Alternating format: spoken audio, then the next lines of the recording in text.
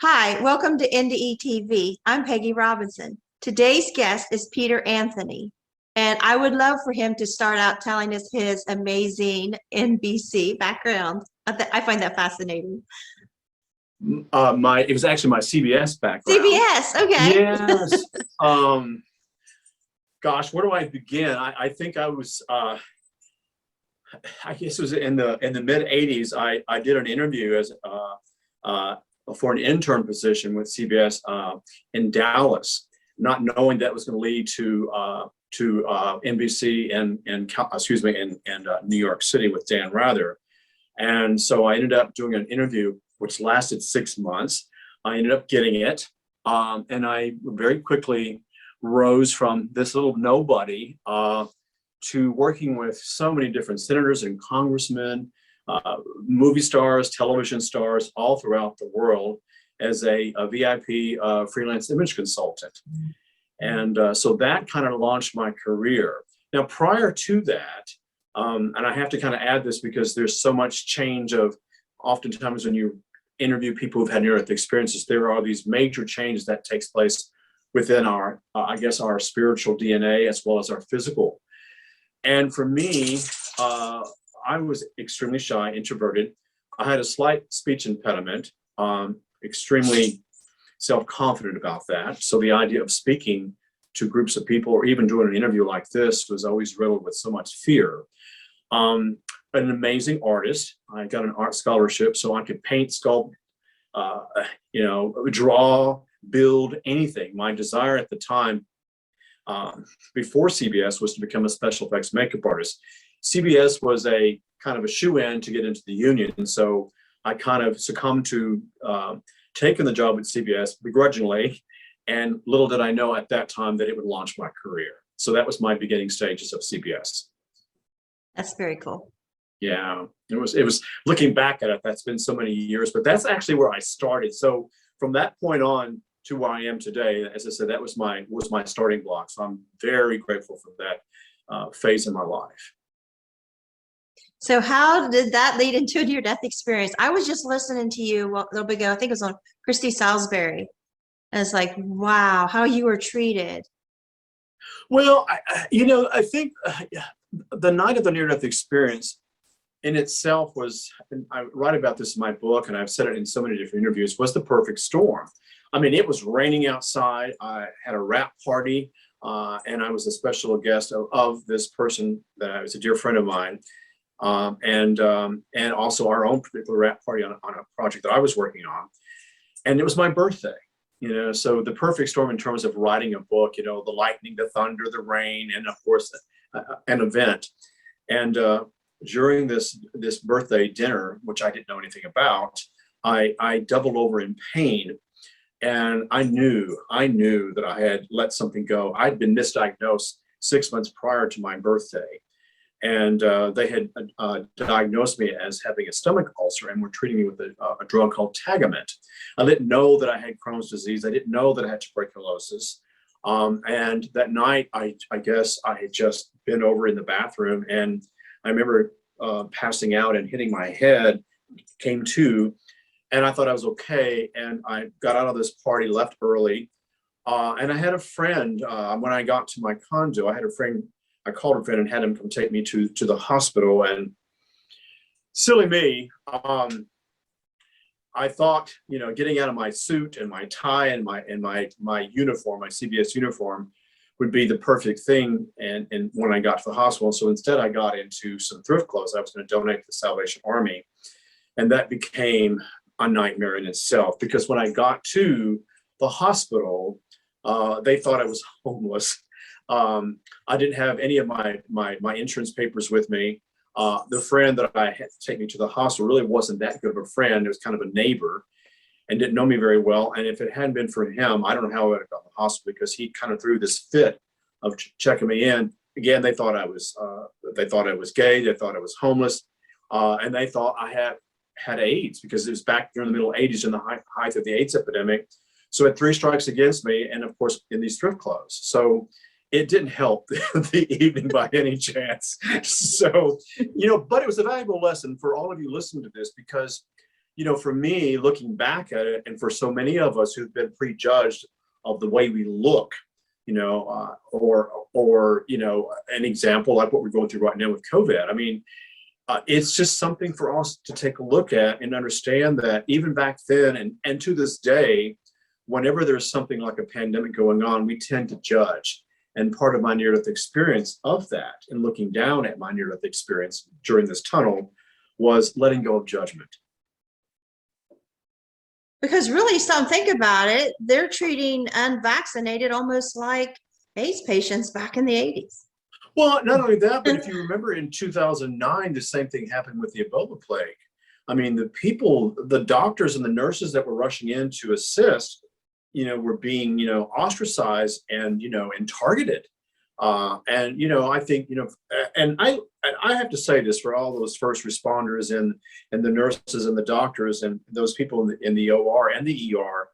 I mean, their jobs, oh my God. I mean, I know that night when I was in there, it in itself was, I mean, I could write a whole book about what happened that night at the OR and in the ER, because it was a full moon, added on to this perfect storm. So, and like so many different full moons in the OR and the ER, it was just a disorganized, organized confusion.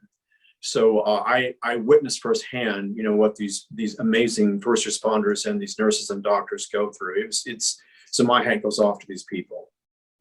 Yeah, they're human too. Well, yes, we're all human, but I think the most important thing is, what I learned and what I'm trying to say is we are so quick to judge so many different people if it doesn't fit in with our own opinion or our viewpoint. So the point I make here is we need to let that go. So you ended up in surgery? Well, once we got past the drama of the admitting clerk and got into the ER, part two of the drama began. Again, at that time, they thought I was in the final stages of the AIDS virus. And back then, we didn't know how it was spread. We didn't know if it was airborne. We didn't know if it was through blood. Here I am bleeding on a gurney. I'm in, thrift clothes. And I mean, this nurse found me because the young intern who was to take me to the ER, again, back then, people thought that you could just get AIDS by just being in the presence or near that person because it was airborne. And he basically just reeled me into a corner and left me there. And so I must have been bleeding there for about an hour and a half until a nurse found me. And at that stage of the game, it was critical. It was too late. But she brought me to the ER. She tried to convince the anesthesiologist and other nurses, and this wasn't even her floor, to go ahead and to check me in and get me into the OR and go into medical protocol. So this nurse, who I'm friends with to this day, and her daughter, if it hadn't been for Nurse Sullivan, I would not be here, because she, went to the nth degree of taking care of me as my savior of the evening. So yes, I was finally admitted into the OR because of Sullivan, and that's when part three of this act began. I remember when they got me into the OR, and I remember they flipped me over because the IVs were not, going into my veins. I had lost so much blood throughout the many months of being misdiagnosed and constantly bleeding for the last 6 months, that by the time I got into the OR, I mean, the IVs just weren't staying. So they pulled me on my side. I have no idea what happened at that point. I just remember the anesthesiologist said, "This is going to hurt," and everything just went black. It was almost like this snap. I could see this snap, and sound became soundless. And within seconds, I could see Peter Anthony in spirit form. And at the time, I didn't know that was called spirit form. But at that time, I'm looking down from spirit, looking down at Peter Anthony in physical form, and I could hear the doctors and the nurses going into medical protocol, and the fear and the worry of trying to rush to save my life. Meanwhile, hovering above my operating table, I could see this tunnel. It's almost like in a movie, just began to come out of stage left or stage right, circling above a large clock. and it was just this spiraling hole. And of course, me, physical form, at that time, it was just, I was lifeless, but Peter Anthony in spirit form could feel this as though something had attached itself to my solar plexus, meaning in spirit form. And as I was being vacuumed into this rotating tunnel, I call it the bullseye, I could feel myself leaving. And before going into that tunnel, on either side of the tunnel were family members, friends that had passed. And the most interesting thing about this, and I'm writing about this in my second book, and at the time, throughout many years, I've gone to to differences with so many people who've had near-death experiences. There were people from my past lives that were there greeting me, that I knew instantly, that I recognized, that I knew from heart to heart, that these are very powerful people waiting on me and encouraged me to come through, as well as other friends and family members that had passed. So that whole feeling of welcome was phenomenal. Oh, you had the whole tribe there. Well, it was the tribe. And I think what's interesting about this, before I got into the OR, and I want to highlight this because this is very important, because this takes us into angels in the OR and, in parks and just all over the place. While I was sitting to go into, or lying in my gurney, I should say, bleeding to death, dying, there was this African-American woman who was sitting she was lying down on a gurney, as was I. And I remember looking at her, and again, I'm in and out of consciousness, but I remember looking at her and everything went into still, like this pause. And her eyes were just these piercing, Paul Newman blue eyes, just staring into me as though she was just reading my every thought, my soul. And I remember she grabbed my hand and she said, "Don't be afraid to go into the light." And I remember they got me from the hallway and were wheeling me into the OR, and I looked over and she was gone. And so that moment for me began what I call the miraculous moments of recognizing angels that are all around us daily. And so back to the tunnel, as I was spinning through this tunnel, and I'm sure you've watched my other interviews, but what I was seeing were these mathematical equations and triple codes, quantum physics, angel codes that I didn't know what they were at the time, but I was downloading all this information as though it made sense to me. I digested it like I was being downloaded, knew exactly what it was. And not only was I that I was seeing these codes, but I also knew exactly what they meant. And as that is happening around me, in these colors and this sound and these mathematical frequencies all around me spinning through this tunnel, I began to download what I call the collective consciousness. And what I mean by collective consciousness is that every thought that we put out to the universe is a vibrational frequency that is collected. And as we have these thoughts day in and day out, what it was teaching me is that our thoughts basically are very powerful. And to this day, I'm very conscious of what I think, what I put out to the universe. Anytime I engage in an argument with them, I'm aware of my conscious words of how I'm communicating with an example like the American Express agent or the pharmacist at CVS or wherever it might be, when things aren't going in the direction that I would like them to go. And so I always go back to that moment that everything we say and do is a part of our great movie.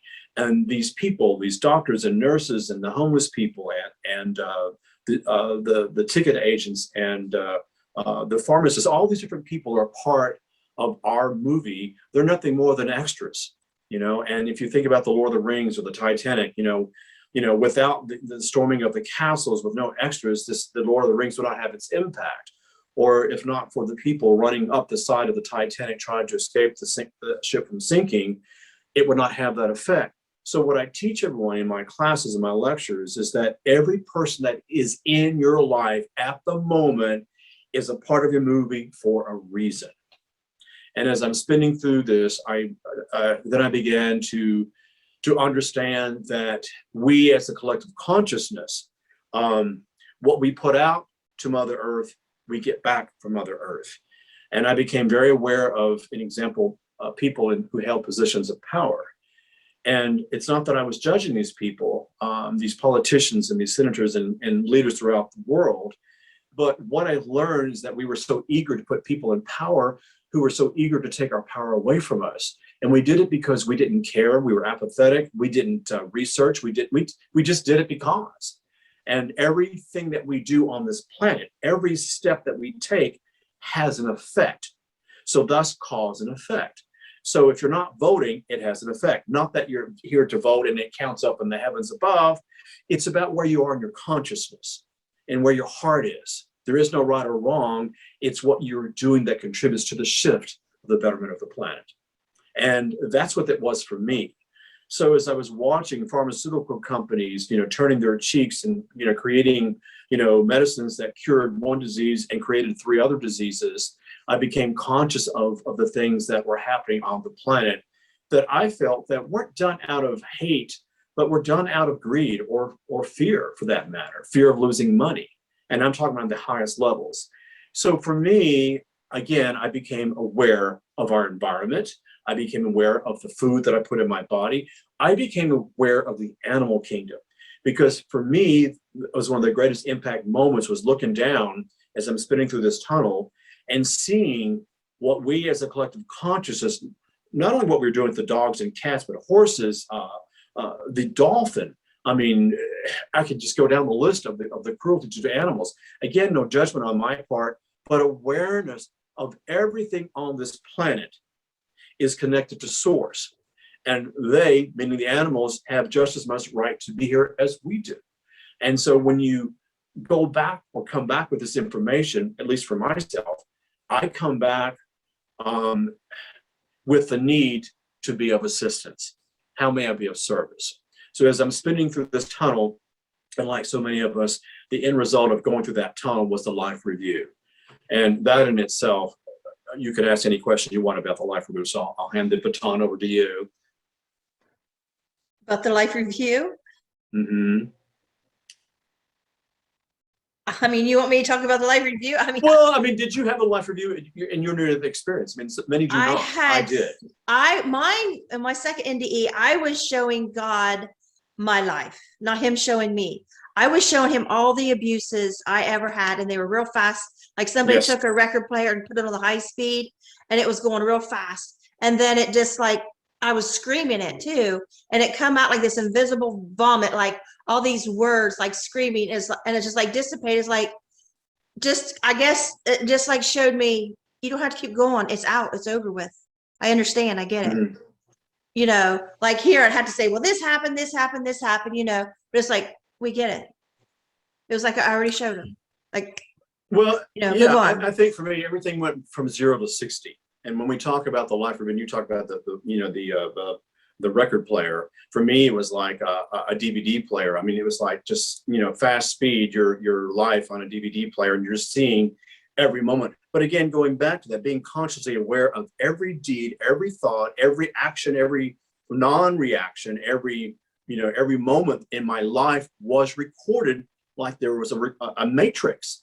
And Peter Anthony was responsible for all these actions. Again, no judgment, but just the awareness of, I think what I gathered from this, and I still to this day, when I do these lectures and I do interviews, I go back to that moment of looking down with no judgment, meaning, oh, Peter Anthony, what a bad person you were, you should not have done that. But rather, I think I come to the table with, we all can do better.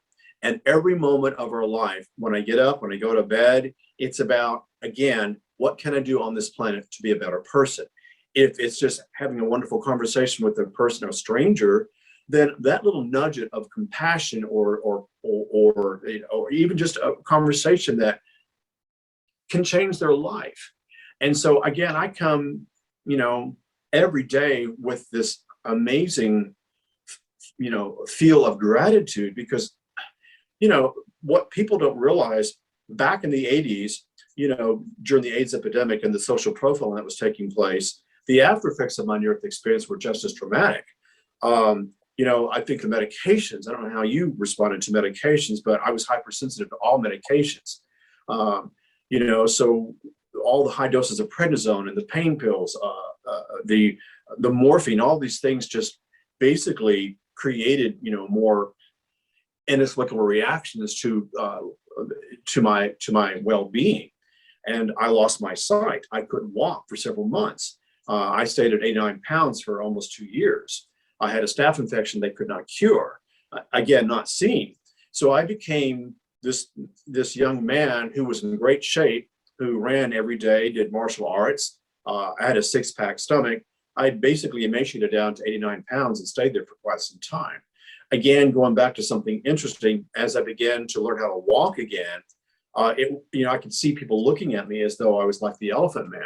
But it was a great humbling experience because especially in today, we live in such a narcissistic society where every selfie on Facebook is about body, and it's about beauty, and it's about money, and it's about career. We're kind of sending the wrong messages to collective consciousness, where I try to post every day on Facebook something that uplifts and something that resonates in the mind of some form of healing. And so for me, and it's just me, I'm not saying everyone has to do this, but it's just my way of if one person understands what I'm posting on Facebook or any social media that inspires, and if that person needs that for that moment, that moment of time, and it helps to whatever, to heal them or to make them feel better about themselves, then we on many levels have contributed to the well-being of that person. So I'm very conscious of those things that I say and put out. Was your experience all in the tunnel, in the swirling, and is that where you saw everything? Or? Well, that's where I have phase 1, phase 2, phase 3. So phase 2 was my life review. And again, from 0 to 60. So, I could go hours and talk about my life review.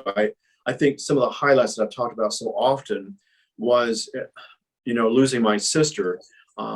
And I was in high school, and I had this peer pressure from my buddies, and my sister and I were very close. My brother, sister, and I were put in orphanage, so it was just us. So we were adopted by a family, and so for me, trying to fit in with all my buddies, and she came up to me, and it was my birthday, and she wanted me to say how much that I loved her and cared for her. And I was watching my buddies, and I just wouldn't do it.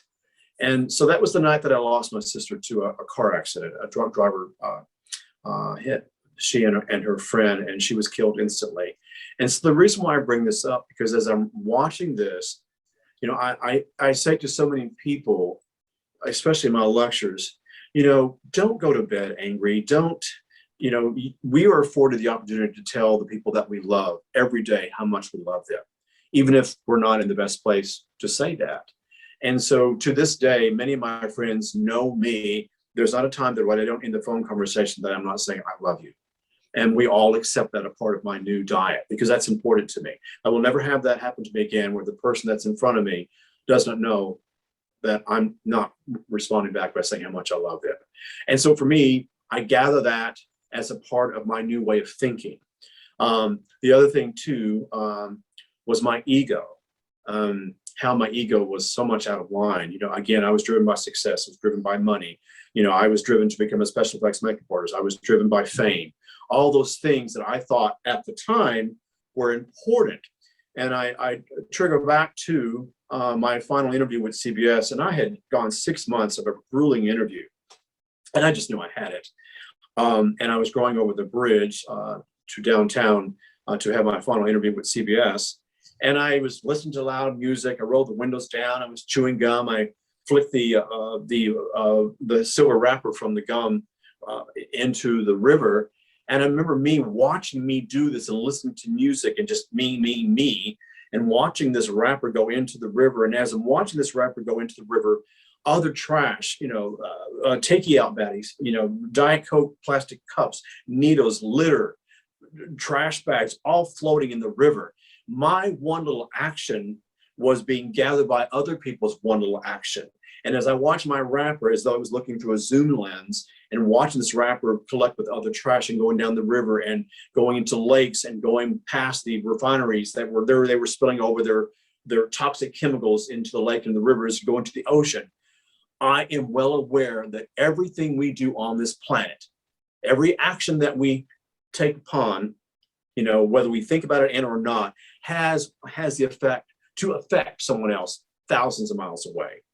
And so I'm very passionate about that, about how important it is for us at this stage of the game. Click, click, click, warning, warning, warning.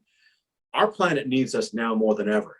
And it was a warning sign back then. We're already at the red empty on the fuel gauge right now. We need to step in immediately and do something. But what happens oftentimes, to go back to that, those leaders and those politicians and, city council, all this, it's not that they do it intentionally. It's that they're not evolved enough to understand that we're in a ticking time bomb.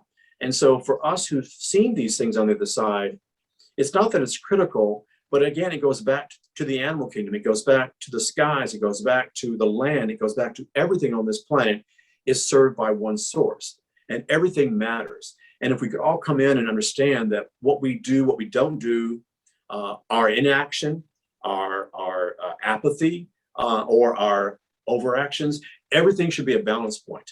And we should be mindful of everything that's going on this planet, especially with our own actions. Now, weren't you agnostic before your experience? I was agnostic before. I think because I was born and raised Catholic, and by the time I got into my early 20s, I lost my entire family. I lost my sister, I lost my brother, I lost my father, I lost my grandparents. I mean, basically I'm it. I have a stepbrother. That's it. So for me, I thought at that time, if there is a God, then how can God take all, especially my sister, who was my best friend, how could, this loving God, take her out tragically, take my brother out? So I went from, from 0 to 180-degree turnaround to believing in nothing, just career, money, success. That was my God. And now, after your experience. You know what matters to me? Peace. Daily. Every day I get up, I do a gratitude walk. Every night I do a gratitude bike ride. And it's about, how may I be of service? What can I do today? I don't ask for anything. The money, it just seems to come. The interviews, I don't seek out interviews. They just find me somehow. I think the best thing that we can all do as a spiritually evolved beings on this planet is the gift of manifestation. And that gift of manifestation should not be an attachment to it. But again, I go back to God is source, God, universe will take care of me. End of story.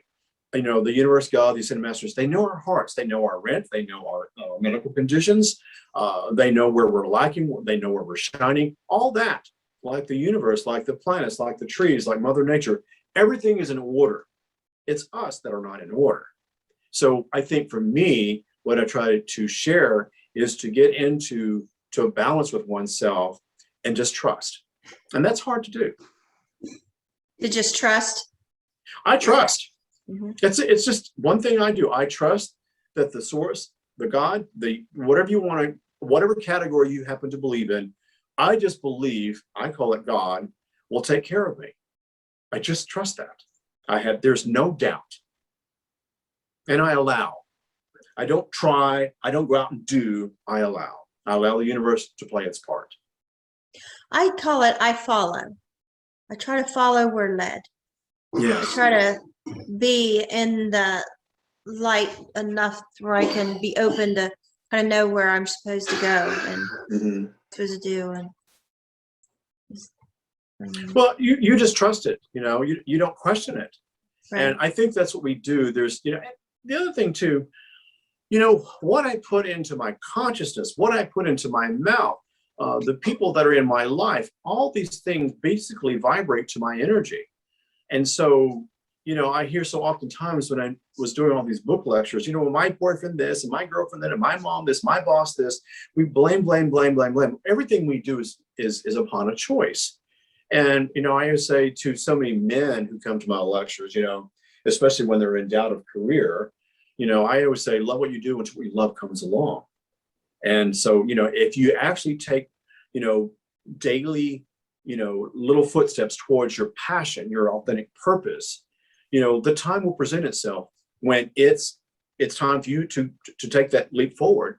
And to go be a massage therapist or be a Reiki master or to be a numerologist and astrologer or to be a psychic detective, those moments will come, but you have to do your homework. You just can't sit back and go, well, I want it now, and I'm not willing to do this, this, and this. Again, we put so many blocks in front of us that if you just allow the universe to come in, and the only way you can do that is to be at a place of peace. And how you get to peace is through gratitude. Now, didn't you lose a speech impediment? Well, yes, I lost my, I think when I came back from my near-death experience, I remember the first thing, after I came back, number one, I came back a talker. It was a big change for me. My friends were just like stunned because I came back, blah, blah, blah, blah, just talk. I couldn't stop talking. I was just, people living, just shut up, Peter. All you do is talk. I was so excited to come back and talk about what I saw on the other side. And I came back and I remember the doctors looking over my face and then Mr. Anthony, are you okay? Are you there? Mr. Anthony, wake up, open up your eyes. I was in ICU for 3.5 weeks and I was unconscious for those 3.5 weeks. And I remember I woke up and I was like, oh my God, blah, blah, blah, blah, blah. And I remember the nurses and the doctors and the interns were looking at me like I was a nutcase, but I didn't care. I did not care. All I knew is what I saw on the other side. I felt like I remember the first time I saw a dolphin in Santa Monica, in California. And it was like a holiday. I don't know if it was Memorial Weekend or July 4th, one of those Labor Day, who knows what day it was, but I'd never seen a dolphin. And and no judgment, just an observation. But all these beachgoers were sitting there on the beach, drinking their beer and the sun tanning and, conversations and smoking weed. I mean, it was just this one big fest of just, nothingness. And I remember this little boy came up to me and said, there's a giant fish in the ocean. And he grabbed my hand and I went down and there were all these dolphins, just swimming there. And I was just astounded. So all these kids come running down and we're all holding hands. And I was jumping up and down with the kids, so excited to see a dolphin. And I remember turning around and said, look, everybody, there are dolphins. Not one person looked. It was like all these jaded people like, so what?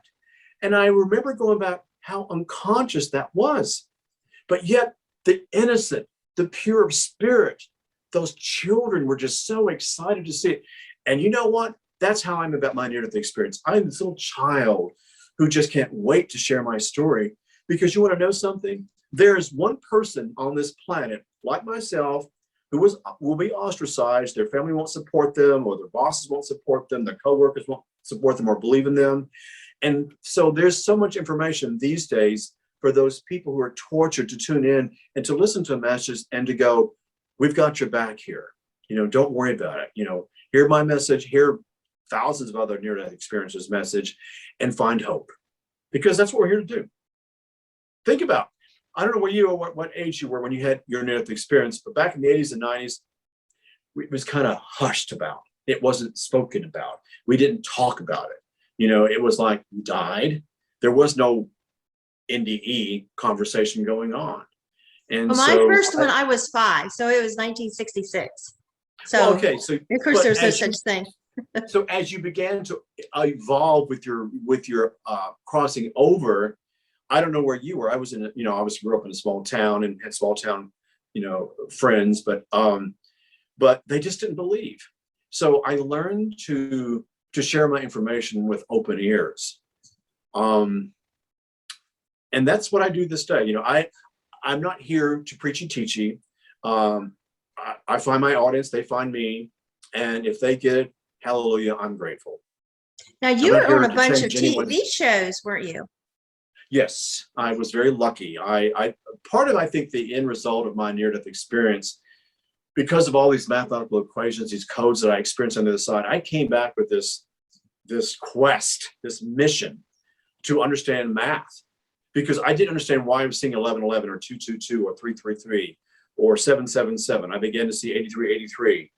Quantum physics, I began to see angelic codes that actually were, which I've learned just recently, were manifestation codes, healing codes. And so I began to study numerology. And I think so many of us who've had near-death experiences, when we're not welcome into the community as freely as we should be, you do what you should. I studied astrology, numerology, and I always say, love what you do until what you love comes along. I got a phone call from a homicide detective who was working on a case that was rather odd. It was a special effects makeup artist who, when they went to the crime scene, found all these unusual codes there at the crime scene. And because I was so gifted, one of the metaphysical bookstores had referred the homicide detective to me. And again, that one moment in life changed everything. I went there on this homicide case, kind of a background. I spoke about what I understood what these codes meant at the time. And I only had one homicide detective who believed in me. I was not treated well by the police, certainly not by CSI. But because back then, again, I was kind of considered a carnival act. So for me, I think the most important thing was he got it. And that led to sightings, and that led to the History Channel. That led to facts, beyond facts or fiction. That led to so many different shows. I became a paranormal investigator. And I used math as a way to solve crimes, and I used math as a way to solve hauntings. How? Well, everything is based on a mathematical principle. So an example, if I showed up at 1300 Geyer Street, 13000 means something. If he died at, let's say, or she was murdered or he was murdered at 1250, again, I look at time of death. I look at the first responding officer, his birthday. Everything to me is a mathematical equation. So from the moment I arrive, I'm doing math in my head. And it all, as a numerologist, for me, math is an exact science. 1 + 1 = 2. It's not going to equal 33. And so when you learn numerology, when you learn astrology, which is based on, on multiplication, division, and adding, addition, and subtraction, and then with numerology, everything's based upon adding numbers, all these numbers equate to something. And I've just learned to understand what these numbers represent. So strange how everybody's experience seems geared just for them, and it's so unique and different. Well, what's so interesting about that was, here I was a very gifted artist. And the more and more I went towards my chosen field, didn't know at the time, because I kept all this very secret. No one knew. Even when I was a paranormal investigator, I got caught in 2007. So from 1992 into 2007, I was still working my job in media. No one knew what I was doing. And in 2007, my boss came to me and she said, I need to ask you something, because I was about to renew my contract. And she said, it's been reported to me that you're a paranormal investigator and that you work on haunted cases. And I wasn't going to lie. And I said, yeah. She said, well, how long have you been doing this? I said, well, since 1992. And she said, when has this been going on? I said, well, I work Monday through Friday. And then on Friday night, I was on an airplane to some place, to some paranormal, sighting. And I did it for many years. And so she wanted me to stop and wanted me to renew my contract. And so I said, you know what? I can't do that. So in 2007, I decided, purpose found me. I thought, I'm going to write a book. I'm going to talk about all these different things that took place in my life. And I moved back to California. I moved to Palm Springs. I had no friends here. I had no job. And I said, okay, God, boom, I'm planting my seeds here. It was the best move in my entire life. Everything just opened up for me magically. And I haven't stopped. So I'm very blessed, very grateful. Isn't it amazing when you own up to your truth, to your true self, and just go on faith and how things work out? Well, I think the most important thing, people say, well, that sounds good for you. Well, you know what? The most important thing I learned was listen to the angels, listen to the ascended masters, listen to God speak to you. It will come through a song. It will come through a billboard. It will come through a conversation. If you go in every day as an open heart, the universe will provide source. My mantra is very simple: provide the people, the places, and the situation. And my job is to show up without fear. So just think about it. The place for me was Palm Springs. The situation was almost hitting a rental truck that was moving downtown Dallas. And I ran a red light because I was pondering about what to do. And as this big moving van said, move to Palm Springs, 1-800, blah, blah, blah. And I thought, oh, okay. And I thought, okay, God, so if you want me to move to Palm Springs, then I need to sell my house. I put my house on the market the first day. A married couple drove by, cash offer. I mean, within 30 days, everything just came together. That is how the universe works when you are in order with the universe. Yeah. And what happens when you're not in order with the universe, there are things called delays. There are broken relationships. You stay in a job that you don't like and you do it because of the money. You stay in a relationship because, well, I can't find anyone else that's going to love me. Those are wrong choices. That's not coming from a place of higher consciousness. That's coming from a lack consciousness. I don't believe in myself, so I stay in this lack theory, and consequently, I receive the same thing over and over and over again. Nothing. So I've learned to navigate within the guides of the throes of the universe. Just trust, and as you said, I flow with it. I think the first time when I look back that I realized, or I didn't realize then, but something from my journey had happened. Because my journey, I was 5 years old, but 5th grade, I was sitting there staring out the window as usual, not paying attention. And our science teacher, Mr. Cooper, said, started talking about failure to thrive. And it got my attention like nothing ever had. And everybody else was still just as bored as I was. And I felt like I was in this time warp, that I was in this intense listening and watching everybody else still just bored, I'm like, why aren't they listening to this? How can we let this happen? He was saying that babies in orphanages and old people in nursing homes can will themselves to die. And that they could be perfectly medically taken care of, but without love, they don't want to continue living, and they will. And I could not believe that we could live in a world that would allow this to happen. And I wanted to stand on top of my desk and scream, what are we going to do about this? And like every fiber in me was vibrating and exploding. And I didn't know why. I thought, I got to do something right now. And then I thought, okay, calm down. You're going to have to wait until you graduate high school or something. You can't do anything about this now. You're like 10 years old. And so we'd moved somewhere else, and I heard I was 14, and I heard a friend say she was a candy striper. And I thought of the failure to thrive, and I says, take me there. I want to learn how to do it. And I got my little uniform, and I was a candy striper.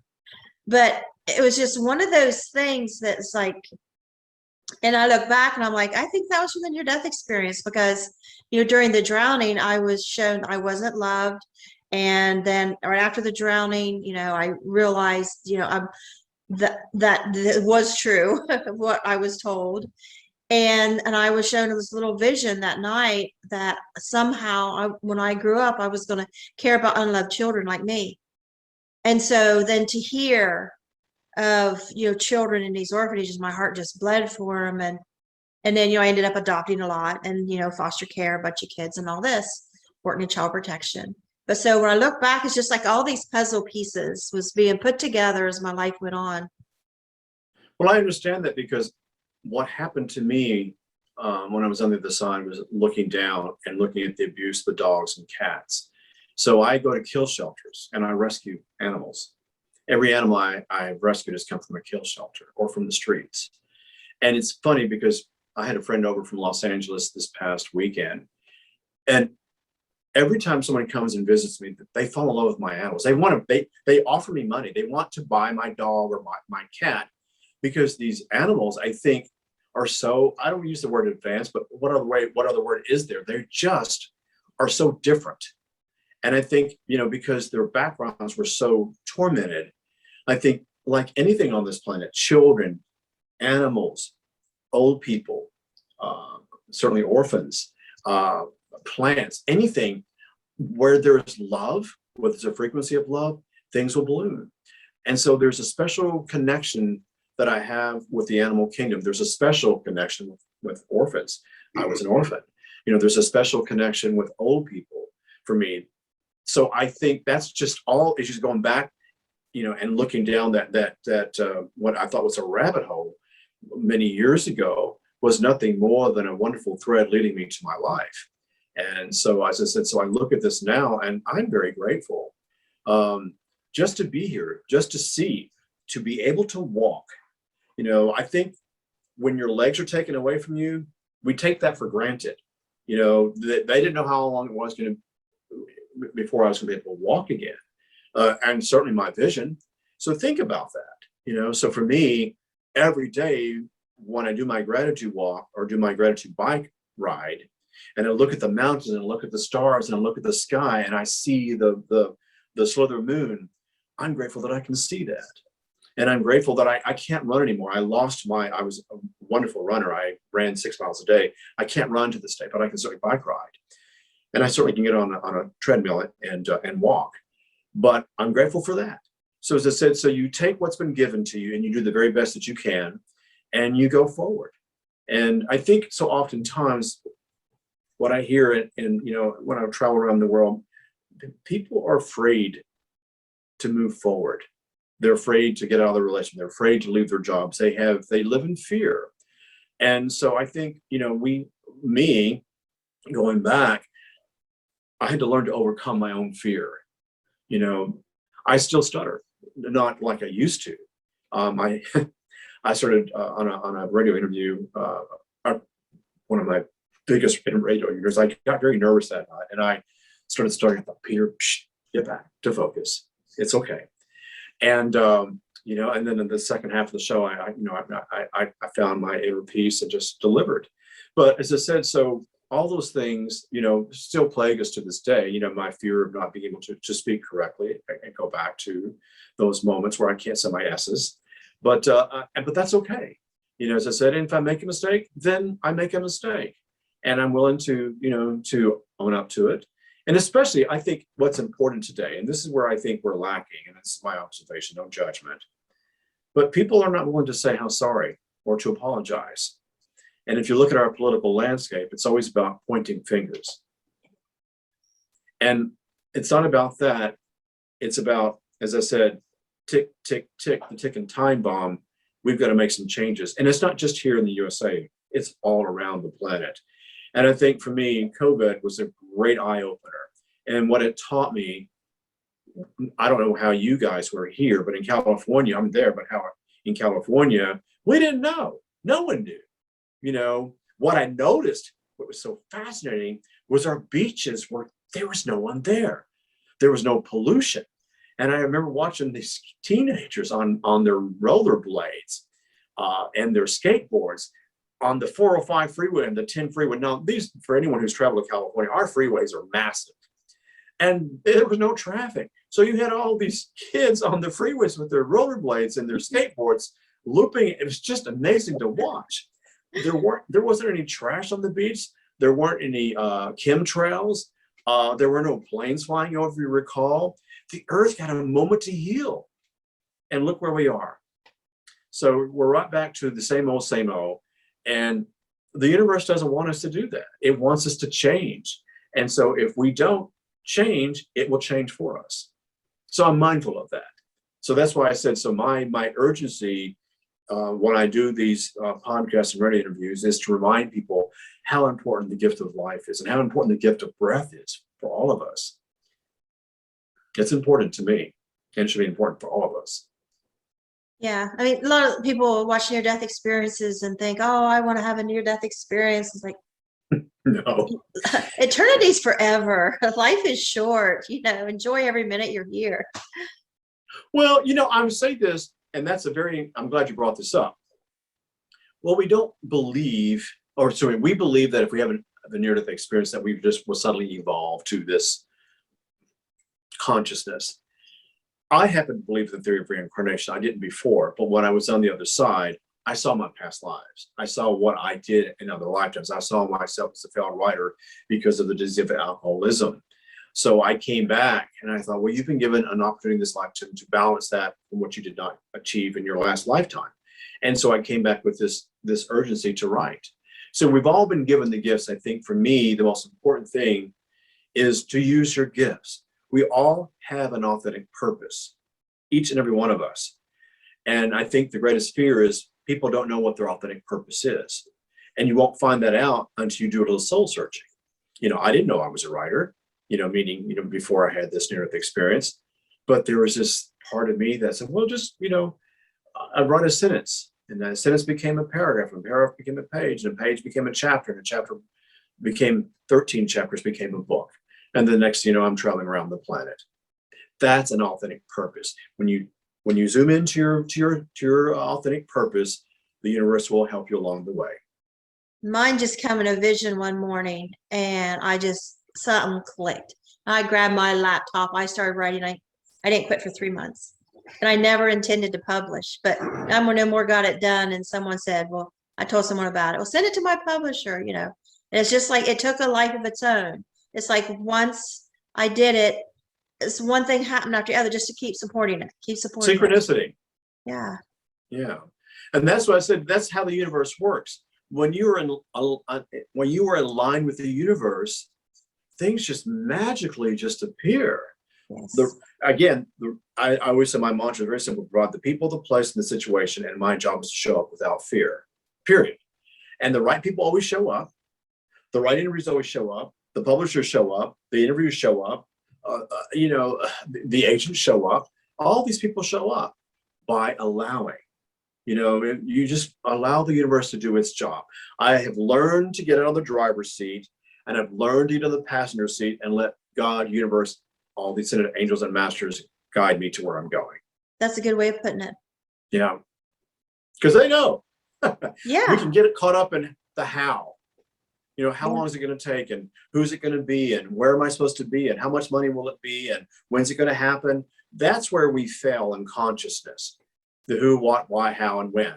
That is not coming from a place of higher consciousness. That's coming from a theory that's been passed down from generation to generation to generation to generation. Well, I was taught you need to be successful. You need to make money. You need to have the house and the picket fence. You need to have the children. All that information that was kind of brainwashed into my consciousness. And you need to believe in God. And if you do this, you're going to hell. And if you wear this, you're going to hell. I mean, all these conditions and labels that were branded into my consciousness, which kind of brought me to fear. And when I was on the other side, the conversation I had with God was anything but fear. It was the most amazing experience of love and kindness and compassion and just understanding. I remember that moment of peace for me was like sitting, again, like watching the dolphin. And I remember staying there that night at sunset, and my feet were I was sitting at shore, and my feet was being caressed by the ocean, and just watching her rising as the sun was going down, looking for that any dolphin to come by. But that moment of peace, how great that was. So multiply that by 10 million. And that's what it was for me, like on the other side. We were talking on one of these podcasts the other day about like being an angel for somebody, like paying for their lunch or, whatever. And I said, if people haven't tried it, they need to try it, because nothing feels better. Yeah. Than to have that self-love of knowing, I just did this for somebody and it feels so good. Well, as I said, I'm here to be of service, and I thank you so very much for this interview. It's been a part of I've looked forward to it. We connected, and it seemed right. So thank you. I appreciate it. Thank you for coming on. When you first clicked on there, I thought, this is so cool, because you was like, grew up close to camera. And I thought, this is better than an IANS conference, because this is better than front row seats, because I got you to myself. I can talk to you, because like I was at a conference before, and you talked, and it's like, you're sitting way back in the back, and and you're it's hard for me to engage. Like I get distracted easily. And like if I go to a class, I got to sit up front and center, so I'm like paying attention, don't get distracted. It's like, this is so cool. It's like, I just love doing these. Yeah, I like to sit in the back of the class and observe and watch energy. See, I would not know what they were saying or talking about, though. Well, with me, that just is for me. Even when I go out socially, no, I don't like my back to the window. I like everything open and free. I like the energy to flow. And so I'm always looking around, because I'm just fascinated by people and their interactions with one another. I just find it just absolutely thrilling to watch people engage with one another. That's what I did in school when I didn't learn anything. I would just sit there and feel everybody's emotions and just taking it all in or staring out the window. I could not focus on that teacher for nothing. Well, I think for many of us who've come back as experiences, we come back hypersensitive. I feel everything. You know, my taste is so acute. My sense of hearing, I came back a light sleeper. I mean, I can hear the drop of a pen. I hear everything. And again, when I go out into nature, oh my God, I can literally people are amazed at what I can hear, the buzz of a hummingbird. You know, I can hear the flutter of a bird flying over me. It's like those noises, those beautiful sounds of Mother Nature are just magnified into my consciousnness. I love it. So I feel very blessed to have had that gift. And I think the other thing too, I